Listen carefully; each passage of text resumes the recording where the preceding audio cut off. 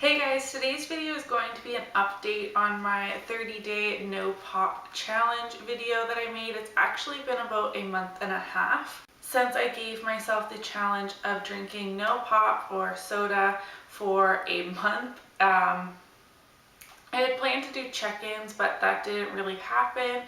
Overall, I would say that the challenge kind of turned into a big fail on my part. I did have pop a few times.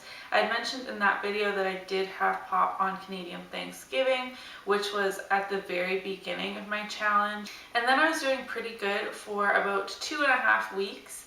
And then we went to McDonald's for supper one night just for something quick. And I was about to get an iced tea or a water, and what I really wanted was a root beer. And I had mentioned this to Jeremy, like, oh, we're doing this no pop challenge, like this really sucks. And he was like, we're already eating McDonald's, Emily.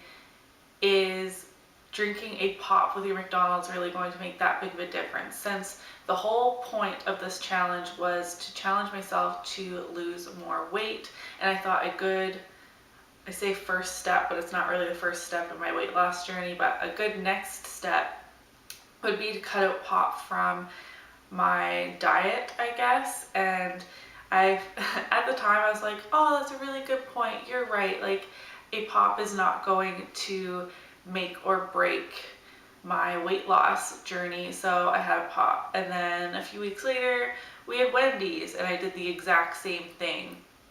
However, this challenge has been really good in the sense that I no longer keep pop in my fridge, which it was always in there. We always had Coke, vanilla Coke, root beer, whatever. It was almost always dark pops, which are the worst. I no longer keep those in the fridge. I no longer buy them when we're at the grocery store. I have been really strict on that, and I'm really proud of myself for doing that, because vanilla Coke is my weakness. Ever since being pregnant with Wyatt, that is like my beverage of choice when I'm being like not well behaved. I'm trying really hard to drink more water.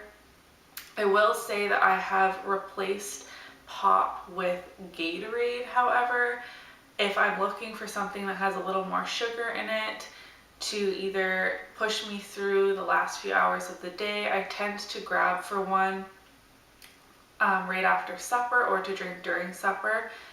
I do feel like Gatorade is a better choice over pop, but it's still not the best choice. Water is obviously the best choice, but I made a little baby step in that sense. Let me know in the comments below if you joined me for the pop challenge and how well you did. I know that video didn't get a lot of views or anything, so I'm sure hardly anybody joined me on this challenge. However, I did feel the need to do an update just to kind of close that chapter I had opened up on my channel. Yes, it was a bit of a fail, but it also made some significant changes in my life, which is kind of the end result I was looking for anyways. In terms of weight loss, I'm still hovering around the exact same mark that I was, about 145 pounds, which I'm really not comfortable at. I need to start working out regularly again.